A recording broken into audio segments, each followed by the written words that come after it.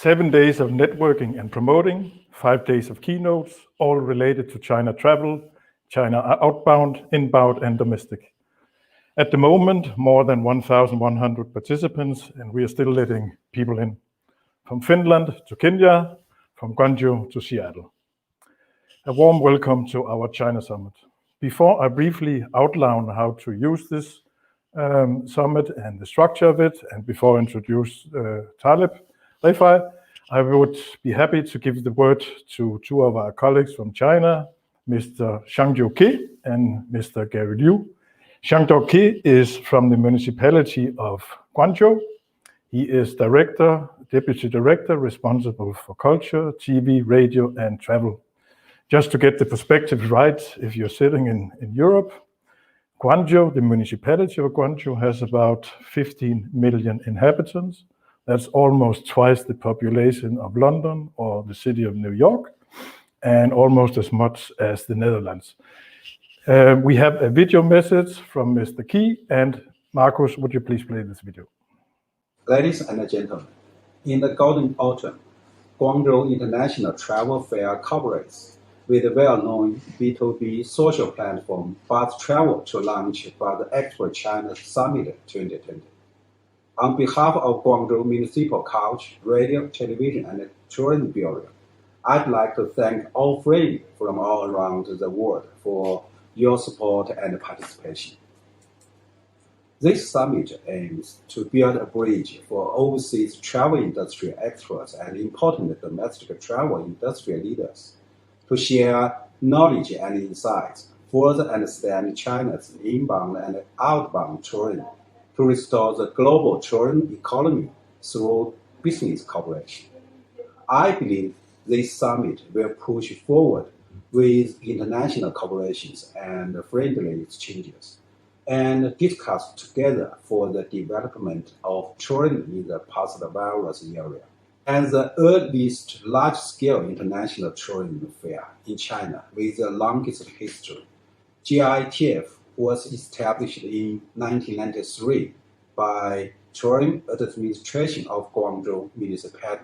Since 2008, GITF has been hosted by Hannover Milano Fairs Shanghai Limited Guangzhou branch and officially started commercial operation. Take full advantage of 28 years of development. GITF has become an influential B2B and B2C travel fair, focusing on inbound and outbound travel and miles. Guangzhou, as the host city of the GITF, is a famous cultural city with a history of over 2,200 years and the radiation center of Cantonese culture. Since the 3rd century AD, it has become the main port of the maritime Silk Road and the only port in the world that has been prosperous for more than 2,000 years. Guangzhou not only is a historic city, but also known as a millennium commercial city and city of the gastronomy. Pursues an open mind and inclusive growth for culture exchanges. Guangzhou is blessed with picturesque scenery, spring-like weather all year round with a comfortable temperature. What's more, Guangzhou gained the United Nations Best Practice Award for improving human settlements and is a famous tourist destination in the world. With the opening of Guangzhou-Hong Kong High-Speed Railway and Hong Kong-Zhuhai-Macau Bridge, steady promotion of the development plan for the Greater Bay Area, the implementation of the 144 hours travel visa exemption policy, the cities of the Greater Bay Area, GBA, are getting closer and closer. The integrated development layout of culture, commercial, and tourism is becoming clearer. Guangzhou, as one of the core engines for the development of the GBA, is striving to establish a dynamic world-class city cluster, an international technology innovation center, and important support for the Belt and Road construction. provides experience for the in-depth cooperation demonstration zone between the mainland and Hong Kong and Macau, contributes wisdom for creating a high-quality life circle that is a nice environment for living, working, and traveling. Guangzhou will focus on the urban image enhancement, culture and tourism product supply, culture and tourism public services, and building the city of gastronomy and further deepen cooperation with the GBA city clusters, and strive to become a high-quality integrated development model of culture, business, and tourism in GBA, become an important site for cultural tourism destinations in a world-class city cluster. Flowers bloom in Guangzhou and world elites gathering together. We look forward to meeting you at Guangzhou International Travel Fair next February. Become to the Flower City, Guangzhou. Finally, I wish BUZZExpo China Summit 2020 a great success. Thank you. Thank you. As we just heard, this trade show is a co-production between BUZZ.travel and GITF in Guangzhou. Gary Liu is the CEO of Hannover Milano Fairs in China, the mother company of GITF. A short message from Gary. Respected Deputy Director Mr. Ge, respected Mr. Larsen, distinguished guests, good afternoon. Welcome to the BUZZExpo China Summit 2020. On behalf of Hannover Milano Fair China Limited, I would like to extend a warm welcome to all the leaders, guests, and audience participating in this online summit. Since China resumed the domestic cross-provincial group tour in July, we can see that the pandemic hasn't changed people's love of tourism. Although the current world is still suffering from the pandemic, we believe that the tourism will remain its role as an important carrier for cultural exchanges among countries, and the world tourism economy will surely embrace a better future after pandemic. Therefore, as the organizer of the Guangzhou International Travel Fair, we, Hannover Milano Fair China, and the world-renowned B2B social platform BUZZ.travel jointly organized the online summit. We hope this summit will serve as a platform for overseas experts and the domestic decision makers in tourism industry at this special moment to share their experience and insights so as to boost confidence of world tourism in the post-pandemic era.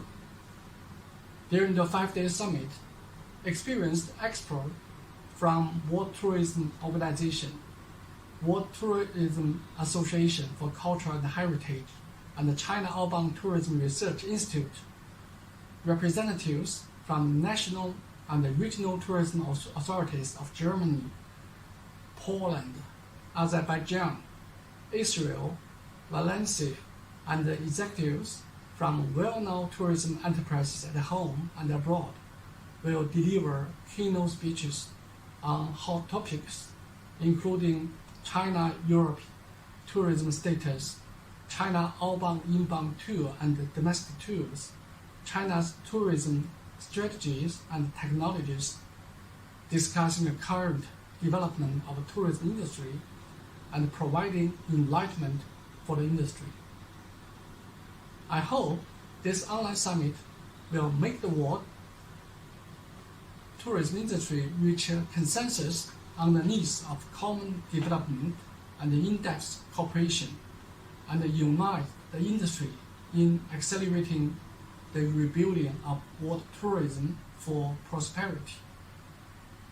Finally, I would like to take this opportunity to express my sincere gratitude to all partners, foreign experts, enterprises, and institutions contributing to this summit.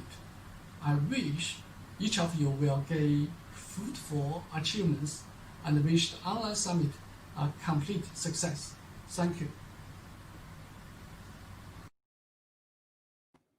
Thank you, Gary. So what is the purpose of our expo here, and how do you use it? How should you use it? Domestic travel in China is up and running. It will take a while before international travel will be back. How long? 4, 6, 9 months. Nobody really knows. Your guess is as good as mine. But travel will come back, and it will come back strong. People are sitting on their suitcases. We will hear more about this later today. The main purpose of our BUZZExpo is that you build your network and you get ready for the boom, which will come. Reach out, connect, present your expertise and all your services. You have seen, or you will see, the tutorial videos on how to use the booth and how to communicate with your peers, with your colleagues. Please use these facilities extensively. The ways of connecting in this format and in a real live expo are a bit different. It is, however, our experience that people in our BUZZ format probably connect a bit more focused to potential partners. The success rate, and by success rate I mean the ability to do business afterwards, is certainly no less in this format. But as in most walks of life, if you do not prepare, if you do not take part actively, little will happen. I see a few participants which still have no photos, which do not have good profiles. If you do not have that, it doesn't make much sense. You need to prepare yourself, you need to make your profiles and upload good and meaningful pictures. Let us hear your experience about what happened and what you think about this show afterwards. We also have keynotes, of course. Having lived many years in Germany, I appreciate the value of a good and clear structure, and we always start with a good structure when we start planning. After a while, things get a bit more muddy.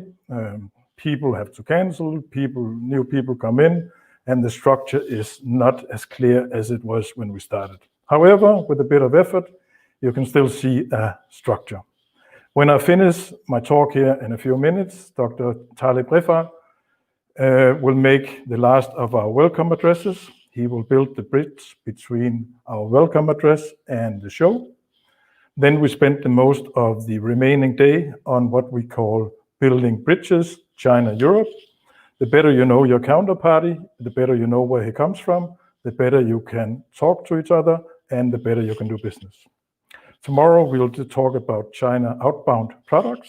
Day 3 will be dedicated to DMO strategies and China travel technology.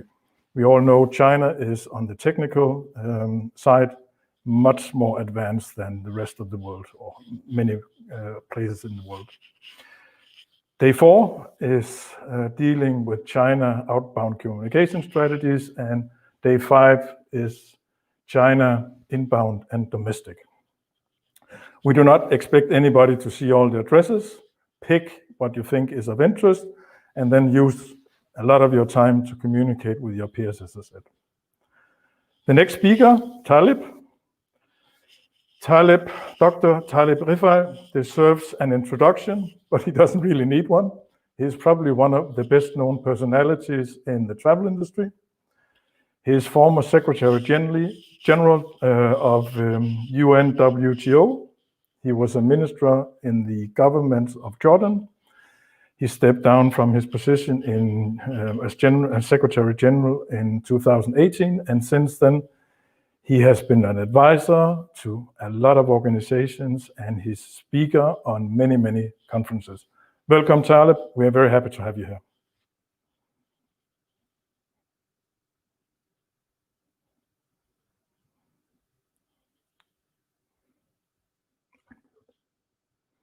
Taleb, you need to unmute.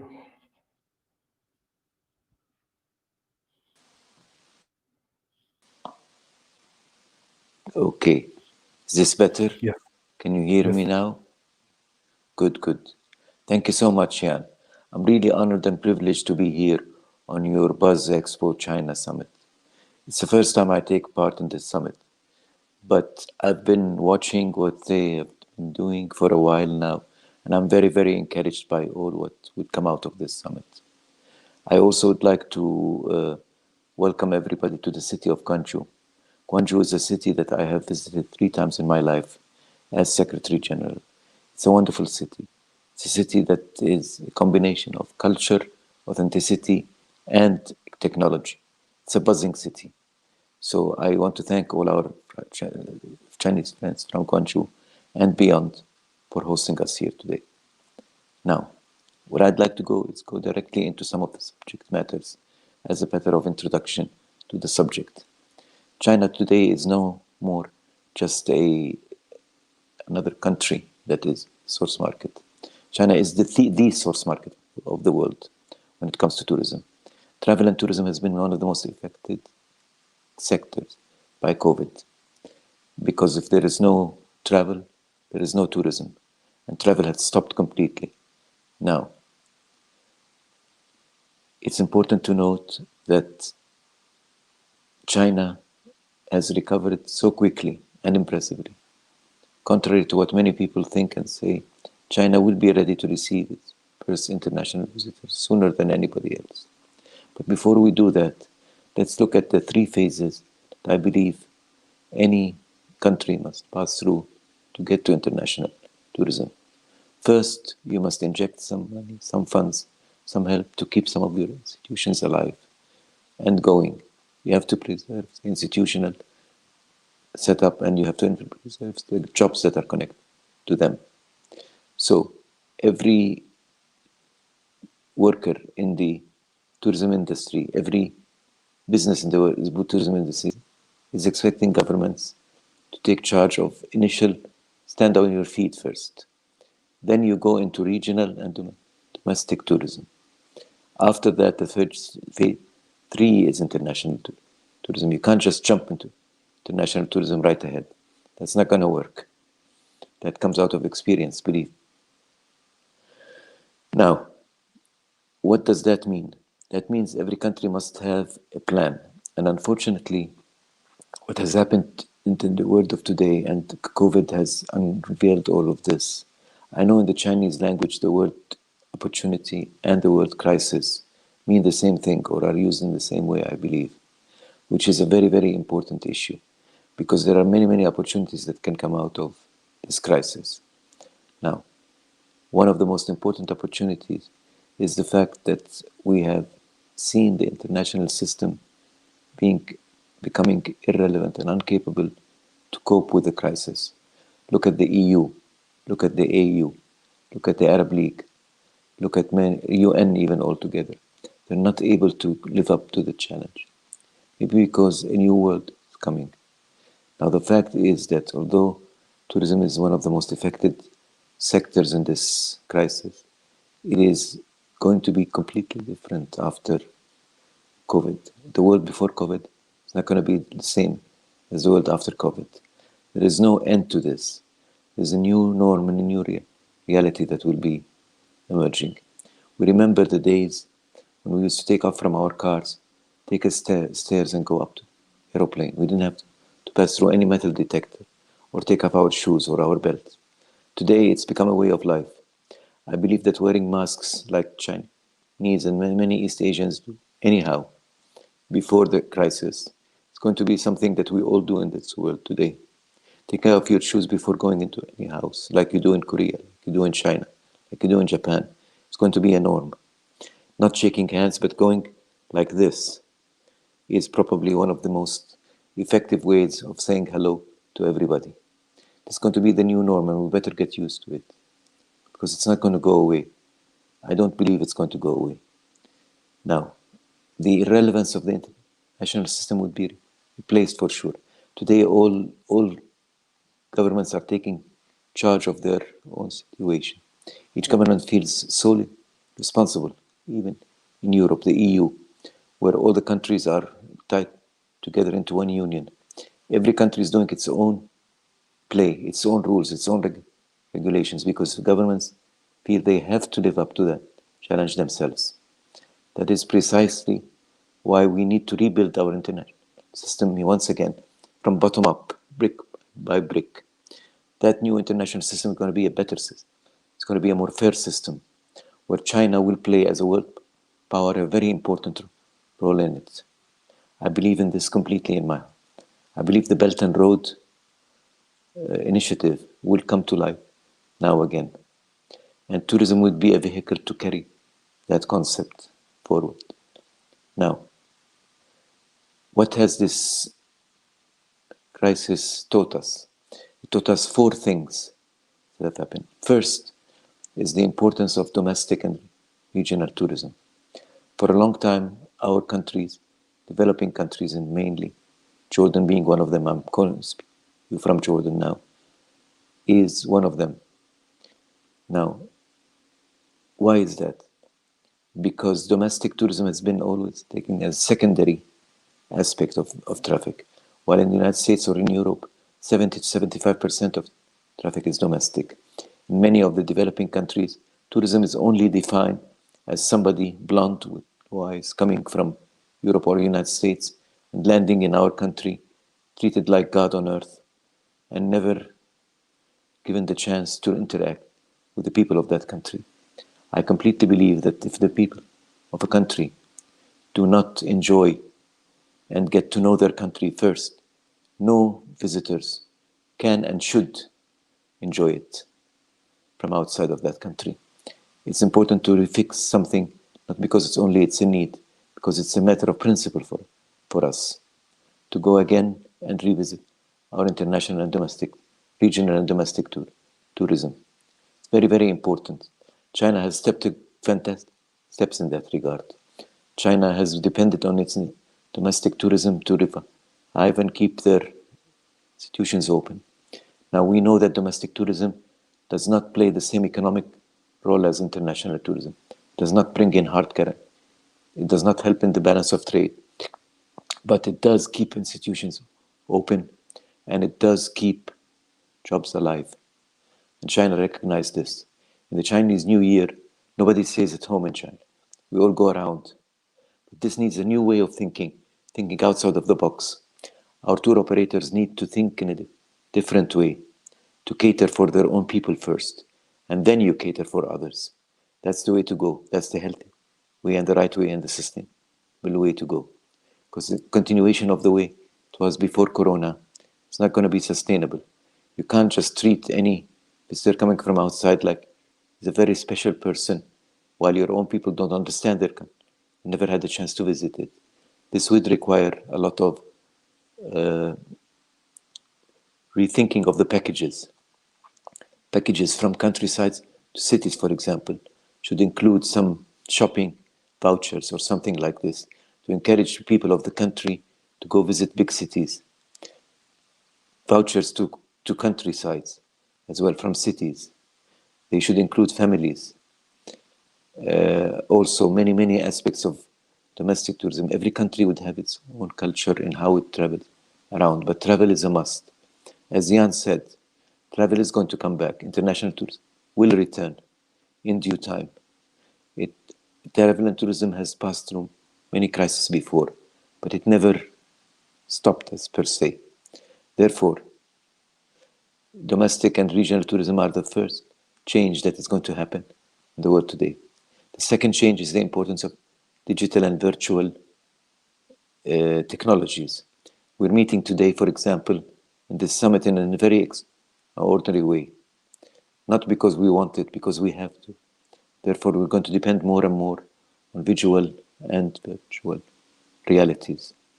This overemphasis on technology requires us to invest the right way and to create the right jobs, to have the right products. For example, look at something like Greece Online. Greece from a Distance is a program that was done between Greece and Google. They know that people are not going to be able to come, but they're creating visual experiences on videos. These videos would keep you alive, keep you attracted to the country.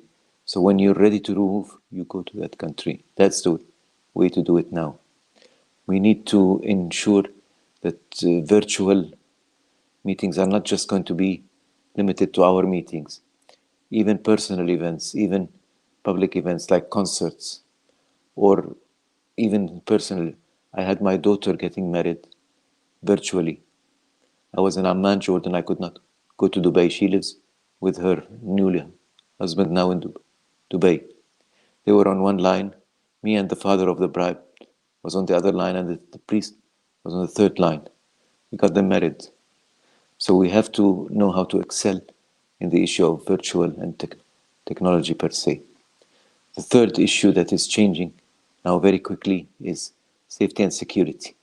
The perception of security is very, very important. We all had that as one of the major obstacles in the face of tourism and travel. You're not going to travel to a place where you feel unsafe, but that is something that we could take care of. When international tourism opens, we have to make sure that they come to a place that they feel good about, not a place they're worried about.